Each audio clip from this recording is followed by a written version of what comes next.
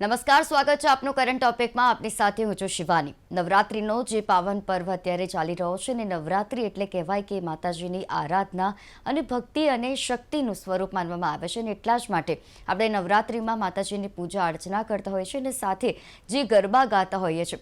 હવે આજે વાત કરવી છે કે ગૌરવવંતા ગરબાની ગૌરવ ગાથા વિશે. ગરબાની શરૂઆત ક્યાંથી થઈ, ગરબાનું શું મહત્વ રહેલું છે, સૌથી પહેલો ગરબો કેવી રીતે લખાયો અને ચારણ આઈની પરંપરા જે છે તેના વિશે પણ આપણે વાત કરીશું. અને જે નવરાત્રિ સાથે સંકળાયેલા જે ગરબાઓ છે એ ગરબાનું અત્યારના સમયમાં કેટલું મહત્વ છે, પહેલાંના સમયના જે ગરબાઓ હતા તે કેવી રીતે લખાતા હતા અને તેમાં જે ગરબાનું મહત્વ સમજાવવામાં આવતું હતું, જેમાં સામાજિક રીતે અને દરેક રીતે સંદેશો પણ પૂરા પાડે તે રીતના જે લોકનૃત્યો ગવાતા હતા. અને ગરબાની વાત કરીએ તો છેલ્લા 5000 વર્ષ પછી પણ હજુ પણ જે આ ગરબો છે તે આપણા ત્યાં ગવાય છે અને ગુજરાતનું ગૌરવ માનવામાં આવે છે, જેમાં સંસ્કૃતિનું આપણે વર્ણન કરતા હોઈએ છીએ કે જેમાં આપણે ભક્તિ, શક્તિ અને તમામ પ્રકારના જે ચીજ વસ્તુ છે કે જે આપણી માની આરાધના સાથે જોડાયેલી છે તેના વિશે આપણે ગરબા ગાતા હોઈએ છીએ. અને એટલા જ માટે કહેવાય કે ગરબો એ સામૂહિક સંસ્કૃતિનું આનંદનું સર્વોત્તમ માધ્યમ ગણવામાં આવે છે.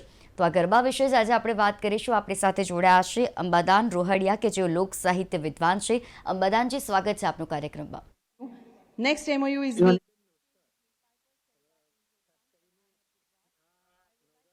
સંદર્ભે વાત કરવા. બિલકુલ અંબાદાનજી, અને જ્યારે પણ આપણે નવરાત્રિની વાત કરીએ ત્યારે નવરાત્રિનો જે આ પાવન પર્વ છે ખૂબ જ વિશેષ માનવામાં આવતો હોય છે. અને આ પાવન પર્વ ઉપર જેટલી માતાજીની આરાધના કરવામાં આવે, જેટલી ભક્તિ કરવામાં આવે અને આ ભક્તિભાવપૂર્વક આપણે જ્યારે ગરબા ગાતા હોઈએ છીએ ત્યારે માં ચોક્કસથી પ્રસન્ન થતા હોય છે. અને આપણે એટલા જ માટે આ 9 દિવસ નવલી નવરાત્રિના દિવસે આપણે ગરબા ગાતા હોય છે. અંબાદાનજી, ગરબાની શરૂઆત ક્યાંથી થઈ? કારણ કે તમામ લોકો અત્યારે ગરબા ગાય છે એ ફક્ત તે લોકનૃત્ય તરીકે ગાતા હોય છે, ગરબે ઝૂમવા માટે ગાતા હોય છે, પરંતુ ગરબાની જો પારંપરિક રીતે જો તેને સમજવામાં આવે, સંસ્કૃતિ રીતે સમજવામાં આવે તો ગરબાની શરૂઆત કેવી રીતે થઈ?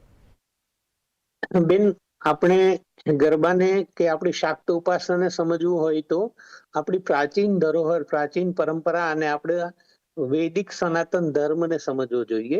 આપણી જે વૈદિક અને પૌરાણિક પરંપરા છે એ વૈદિક અને પૌરાણિક પરંપરામાં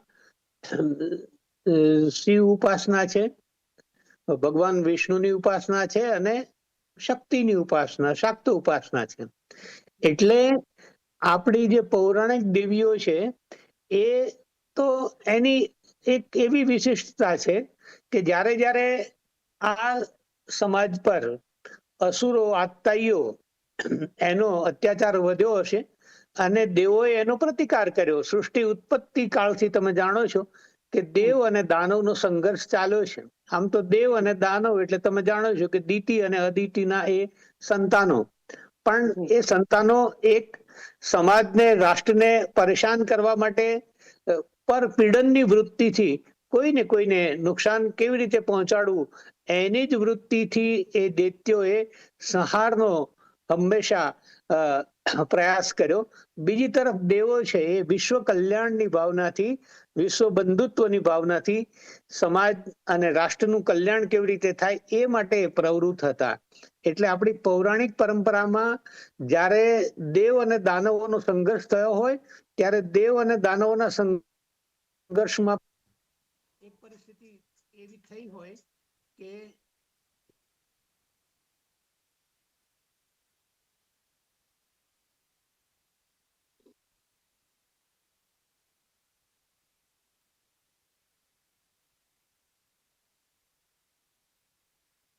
તો ગરબા સાથે જે આનંદનું તત્વ સંકળાયેલું છે અને એટલા જ માટે આપણે ગરબાની વાત કરતા હોઈએ છીએ કે ગરબા કેટલા કરવા માટે પારંપરિક રીતે રમવામાં ભગવતી આવે છે.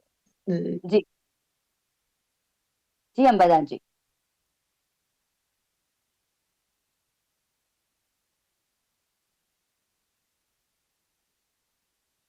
અંબાદાનજી, અહીંયા જો ખાસ વાત કરવામાં આવે તો ગરબાની શરૂઆતની જો વાત કરીએ તો ખૂબ જ સુંદર રીતે એનું વર્ણન પણ આપણા ઇતિહાસમાં વર્ણાયેલું છે કે જે ગુજરાતનું ગૌરવ મનાય છે એવા ગરબા કે જે જગ વિખ્યાત છે. અને કહી શકાય કે ગુજરાતમાં જે ગરબા રમાય છે અલગ અલગ જગ્યાએ અલગ અલગ પ્રકારના ગરબા રમાતા હોય છે, તેનું પણ વિશેષ મહત્વ રહેલું છે. ખાસ ગરબો એ સામૂહિક સંસ્કૃતિનું આનંદનું સર્વોત્તમ માધ્યમ ગણાય છે. ત્યારે ગરબા સાથે સામાન્ય રીતે ઉલ્લાસનું આનંદનું તત્વનું જે સંકળાયેલું હોય છે, અને નવરાત્રી દરમિયાન જે રમાતા ગરબા છે એ ગુજરાતનું સાંસ્કૃતિક ગૌરવ છે, અને એટલા જ માટે આપણે ગરબે તો ઝૂમતા હોઈએ છીએ, પરંતુ તે ગરબાનો અર્થ શું છે, એ ગરબાની શરૂઆત ક્યાંથી થઈ? ખાસ વલ્લભ ભટ્ટની જો વાત કરવામાં આવે કે જેમના ગરબા સૌથી વધારે પ્રખ્યાત, અને તેમનો સૌથી પ્રખ્યાત અને પ્રથમ ગરબો છે આનંદનો ગરબો, કે જે આપણે નવરાત્રીમાં ગાતા હોઈએ છીએ, નવરાત્રીમાં માતાજીની આરાધના કરતા હોઈએ ત્યારે આનંદનો ગરબો ચોક્કસપણે જ ગવાતો હોય છે. અને વલ્લભ ભટ્ટના જે ગરબા છે ગુજરાતી સાહિત્ય અને સંસ્કૃતિનો અભિન્ન ભાગ છે. માટે તેમનું આ ગરબા પ્રત્યે જે યોગદાન રહેલું છે, તે જે તેમને ગરબા માટે, નવરાત્રી માટે ખાસ જે ગરબા ગાયા છે, તે અત્યારના સમયમાં પણ એ ગવાતા હોય છે. ખાલી ફરક અત્યારના સમયમાં એટલો જ જોવા મળતો હોય છે કે જે પારંપરિક રીતે અત્યારના આધુનિક સમયમાં પણ અત્યારે ફેરફાર જોવા મળે છે.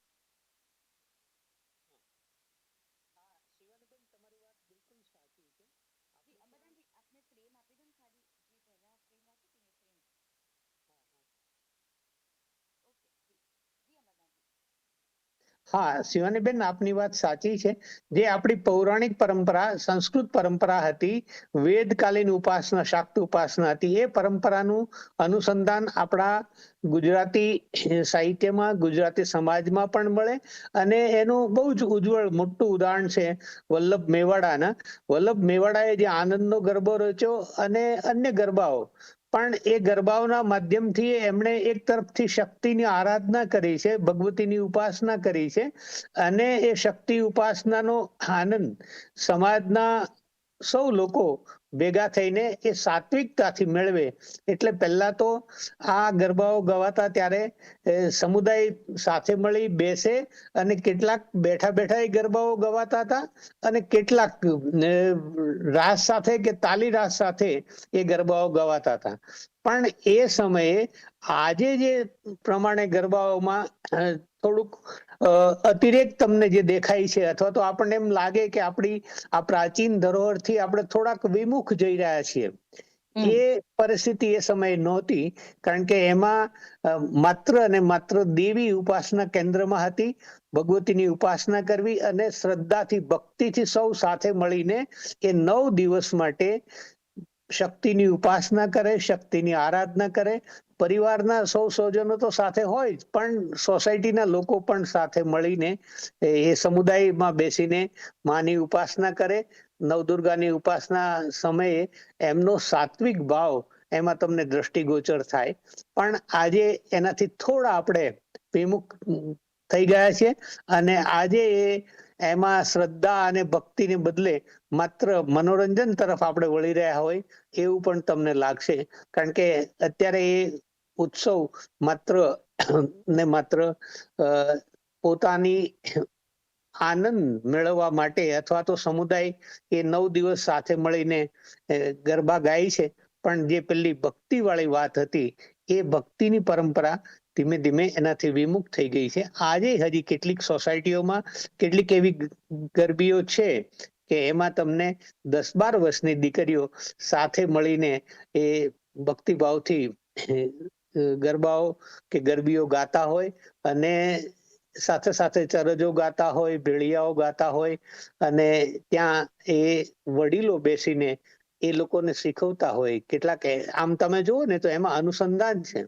70-80 વર્ષના દાદીમા પણ ત્યાં બેઠા હોય, 40-50 વર્ષના વડીલો પણ બેઠા હોય, અને 10-12 વર્ષની, એટલે એક 3 પેઢીનું કે 4 પેઢીનું એમાં તમને અનુસંધાન દેખાય. અને એ બધાની પ્રેરક ઉપસ્થિતિમાં ભક્તિમય વાતાવરણમાં એ ગરબાઓ ગવાતા હતા, અને એને કારણે એક માહોલ છે એ આધ્યાત્મિક ઉપાસનાનો બની રહેતો હતો.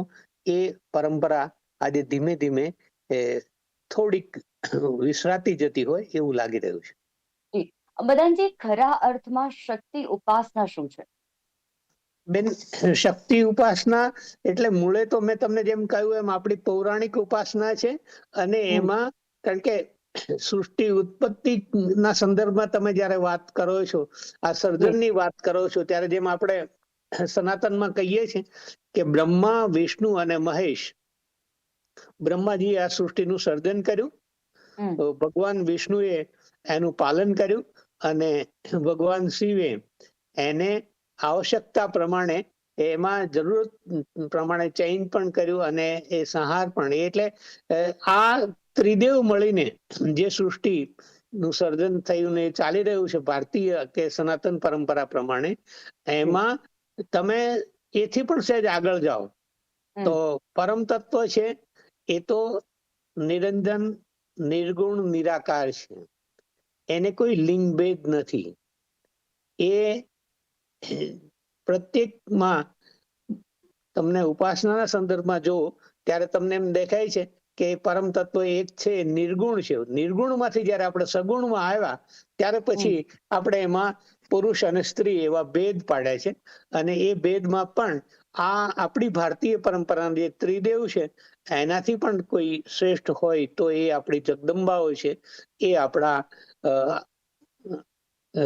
આઈઓ છે અને એ આપણી શક્તિ ઉપાસના. એટલે શક્તિ ઉપાસનામાં આપણી પૌરાણિક માન્યતા અનુસાર તમે જો તો શિવ અને સતીના કથાનક સાથે તમારે આગળ વધવું પડે, કારણ કે શિવ અને સતીના કથાનકમાં તમને ખબર છે કે સતીના પિતા દક્ષ રાજા એ પોતાને ત્યાં યજ્ઞનો આરંભ કરે છે અને યજ્ઞારંભે આ સતી ને શિવને નિમંત્રણ નથી મળ્યું એટલે શિવ સતીને ત્યાં જવાની ના પાડે છે, પણ સતીને પોતાની સખીઓને, પોતાના વડીલોને, પરિવારજનો ત્યાં મળશે એવી ભાવનાથી એ સમાચાર મળ્યા છે એટલે કહે છે કે હું તો પિતૃગૃહે જઈશ, દીકરીને નિમંત્રણની રાહ જોવાની ન હોય.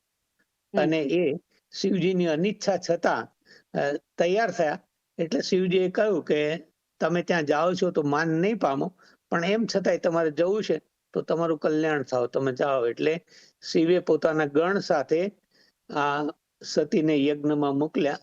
ત્યાં ગયા પછી એમણે જોયું કે ત્યાં યજ્ઞ સ્થળે શિવજીનું સ્થાન નથી. અન્ય દેવો માટે તો અલગ અલગ પૂજા વિધિ માટે એના સ્થાન ગોઠવાયા છે, પણ શિવજીનું સ્થાન નથી. એટલે સતી એ નારાજ થાય છે, પિતાને ઉપાલમ પણ આપે છે, ઠપકો પણ આપે છે કે તમે પરમ તત્વને, શિવને સાચી રીતે ઓળખી ન શક્યા, તમે સાચી રીતે સમજી નથી શક્યા, અને હવે હું શિવ પાસે કેવી રીતે પરત જઈશ. એટલે એ પોતે જ ત્યાં યજ્ઞકુંડમાં જંપલાવીને પોતાના દેહ વિલય કરે છે. હવન કુંડમાં, યજ્ઞકુંડમાં માં સતીએ આત્મવિલોપન કર્યું એ સમાચાર શિવને મળે અને શિવ આવીને પછી આ બધા એમના ગણ વીરભદ્ર છે એને ઉત્પન્ન કર્યો છે. એટલે વીરભદ્ર આવીને યજ્ઞનો ધ્વંસ કરે છે. પુનઃ દેવો બધા સાથે મળીને શિવને વિનંતી કરવા જાય છે કે મહાદેવ, હવે તમારા સિવાય અમને કોઈ જ બચાવે એમ નથી, અમારું કોઈ ઉગરવાનો આરો નથી. એટલે શિવ તો એ મહાદેવ છે, એ ભોળાનાથ છે. એટલે એક જ ક્ષણમાં એ પોતે પાછા દયાભાવ દાખવીને યજ્ઞ સ્થળે પધારે છે. દક્ષ રાજાને પુનઃ સજીવન પણ કરે છે અને એ પછી સતીનો દેહ ખભા ઉપર લઈને એ ક્રોધાન્વિત થઈને સૃષ્ટિમાં ફરતા રહે છે. અને એ ક્ષણે ભગવાન વિષ્ણુને એમ લાગે છે કે શિવજી જો આ રીતે સતત ક્રોધાવેશમાં ફરતા રહેશે તો સૃષ્ટિનો પ્રલય થશે. એટલે ભગવાન વિષ્ણુ એ શિવજીના પાછળ ચાલી ચાલીને પોતાના સુદર્શન ચક્રથી સતીના દેહના ટુકડાઓ કરે છે. અને એમનું પ્રથમ બ્રહ્મરંધ્ર જ્યાં પડ્યું એ આપણી પ્રથમ શાક્તપીઠ છે. એ શાક્તપીઠ પાકિસ્તાનમાં બલુચિસ્તાન પાસે હિંગળાજમાં આવેલી છે. એટલે એને હિંગળાજ માતાજી કહીએ છીએ આપણે. અને ત્યાં આજે એમનું સ્થાનક છે, મંદિર છે, અને મુસ્લિમો પણ એમની નાની મંદિર તરીકે પૂજા કરે છે અને 18 આલમ માની ઉપાસના કરે છે. અને પછી સતીના દેહના જ્યાં જ્યાં ટુકડાઓ પડ્યા અલગ અલગ સ્થળે, કારણ કે એ તો પરિભ્રમણ કરે છે, અને પરિભ્રમણ કરતા કરતા જ્યાં જ્યાં માતાજીના દેહના અલગ અલગ ટુકડાઓ પડ્યા ત્યાં અલગ અલગ મંદિરો સ્થપાયા. એમાંનું એક મંદિર એટલે આપણે ત્યાં અંબાજી માતાજી, અને કહેવાય છે કે ભગવતી નું હૃદય ત્યાં બિરાજમાન છે. એટલે એ આપણી શાક્ત પીઠો અલગ અલગ થઈ. સાચા જી અર્થમાં તો તમે જુઓ ને તો આપણી શક્તિ ઉપાસના દ્વારા એ આપણું સીમાઓ અલગ અલગ, એ વખતે અખંડ ભારત છે એટલે કેટલીક શાક્તપીઠ બાંગ્લાદેશમાં પણ હોઈ શકે, કેટલીક શાક્તપીઠ આ હિંગળાજમાં પાકિસ્તાનમાં છે, એમ જી અલગ અલગ એરિયામાં. એટલે એક જાણે કે સીમાડો બાંધવાનો પ્રયાસ આ હમ એ સમયે થયો છે અને બિલકુલ પછી અંબાદાનજી, અલગ એટલે અલગ. હે જે ભાઈ? રીતે શક્તિપીઠની આપના દ્વારા વાત કરવામાં આવી, હવે જે શક્તિપીઠોમાં પણ અત્યારે જે ગરબા રમાતા હોય છે, તે હજુ પણ એવી ઘણી એવા શક્તિપીઠો છે કે જ્યાં પારંપરિક રીતે, જે પરંપરાગત રીતે ગરબા રમાય છે તે રીતના ગરબા રજૂ કરવામાં આવતા હોય છે. જે સમય બદલાઈ રહ્યો છે ત્યારે સમયની સાથે ગરબાના કેટલા પ્રકારો બદલાયા? બેન, અલગ અલગ પ્રદેશ, અલગ અલગ રીત રિવાજ, અલગ અલગ પરંપરા, અલગ અલગ ભાષા અને અલગ અભિવ્યક્તિ, હમ એને કારણે સ્વાભાવિક છે કે એ બધામાં જુદું જુદું વૈવિધ્ય હોઈ શકે. આપણે સૌરાષ્ટ્રમાં એ તમે જુઓ ને તો અલગ જ્ઞાતિઓ પ્રમાણે તમને એમાં વૈવિધ્ય દેખાશે. અલગ પ્રદેશ પ્રમાણે, ખાસ કરીને સૌરાષ્ટ્રની જ વાત કરીએ તો એમાં હમ પણ તમને અલગ અલગ રાસ, અલગ ગરબાઓ અને એમાં વૈવિધ્ય દેખાય. કારણ કે માનવ મન જ પરિવર્તનશીલ છે એટલે એમાં પરિવર્તન થવું એ સ્વાભાવિક છે. અને અલગ પ્રદેશો હોય ત્યાં રીત રિવાજો પણ બદલાયા હોય, વેશભૂષા પણ અલગ હોય. ક્યાંક તલવાર રાસ રમાય, ક્યાંક થાળી રાસ રમાય, ક્યાંક માથે ગરબો લઈને ઘૂમવાની વાત પણ આવે, અને ક્યાંક આ બધું વૈવિધ્ય છે.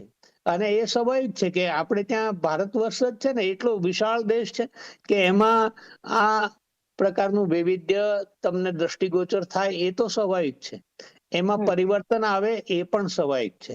પણ પરિવર્તન આવે ત્યારે એ પરિવર્તન મૂળ વાતને ભૂલીને, મૂળ વાતને વિસરીને, મૂળ વાત તો એમાં શક્તિ ઉપાસના છે, જી ભગવતીની આરાધના છે. તો એ ભગવતીની આરાધનાનું આ પર્વ છે, એ જો મનોરંજન તરફ વળી રહ્યું હોય, એ હમ પોતાનો મૂળ ઉદ્દેશ ભૂલાઈ જતો હોય, તો એનું જતન કરવું એ આપણી સૌની ફરજ છે. એ સમગ્ર સમાજની ફરજ છે. વિવિધ જ્ઞાતિ અને એની સાથે સંકળાયેલા દરેક લોકોની આ ફરજ છે કે આપણે મૂળ તત્વને તો વિસરી ન જઈએ. મૂળ બિલકુલ. તત્વ તો શ્રદ્ધા છે, ભક્તિ છે, અને એ માને રીઝવવા માટે આપણે બધા એને કાલાવાલા કરીએ છીએ. પછી કઈ ભાષામાં એ કહેવાય છે, કયા વેશભૂષાથી એ રજૂ થાય છે, કે આબાલ વૃદ્ધ, તમે 10-12 વર્ષની દીકરીઓ નહીં રાસ રમતી જોવો છો, અને 70-80 વર્ષના વૃદ્ધ બહેનો હોય એ પણ ત્યાં બેઠા બેઠા પણ એ કોઈ ને કોઈ રીતે ગરબાઓ રજૂ કરે છે, એને બેઠા ગરબા કહે છે. તો એ હમ છે જ. પુરુષો પણ એમાં ભાગ લે છે.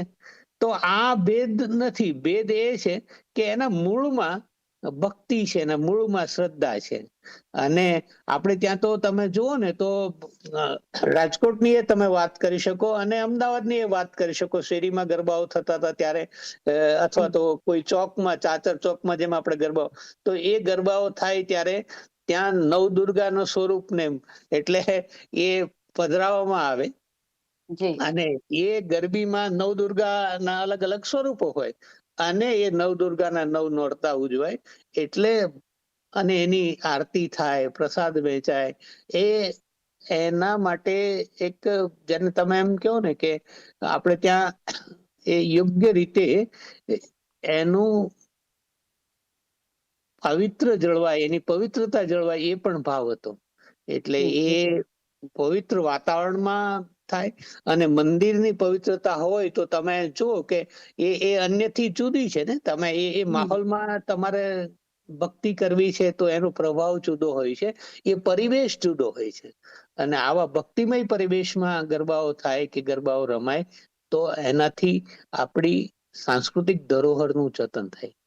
જી ચોક્કસથી અંબાદાનજી, અને ખૂબ જ સારી રીતે આપના દ્વારા આ વિષયને ન્યાય આપવામાં આવ્યો એમ કહી શકાય. કારણ કે અત્યારના સમયમાં જે બદલાતા સ્વરૂપો આપણે ગરબાના જોઈ રહ્યા છે, ક્યાંક ને ક્યાંક એવું જોઈએ છે કે જે એટલા બધા ગરબાના સ્વરૂપો બદલાઈ ગયા છે કે કોઈ જે ગીત હોય છે, ગીત ઉપર પણ ગરબા ગવાતા હોય છે, પરંતુ ખરા અર્થમાં ગરબા એ છે કે જે પારંપરિક રીતે ગવાય, કે જેમાં સંસ્કૃતિનો ઉલ્લેખ હોય, જેમાં માની આરાધના, ભક્તિ અને શક્તિનો ઉલ્લેખ કરવામાં આવે, તો જ સાચા અર્થમાં તેને પરંપરાગત રીતે અને પારંપરિક જે આપણા ગરબા છે, જે આપણું ઐતિહાસિક વારસો સમાન ગણવામાં આવે અને જે 5000 વર્ષથી જૂનો છે તેને આપણે જ્યારે ગરબા ગાતા હોઈએ તો તે પરંપરાગત રીતે રમાય તે પણ ખૂબ જ જરૂરી છે અને એટલા જ માટે ભલે સમય બદલાવશે પરંતુ એ પણ ધ્યાન રાખવું જરૂરી છે કે જે પરંપરાગત રીતે ગરબા ગવાતા હતા જેનું જે મહત્વ હતું તે મહત્વ આગળ પણ જળવાઈ રહે. મદનજી, આપ અમારી સાથે આ વિશેષ ચર્ચામાં જોડાયા, ખૂબ જ સારી રીતે આપે આ માહિતી આપી અને ગરબા વિશે સમજાવ્યું તે બદલ આપનો આભાર. આભાર બેન, આપ સૌનો પણ.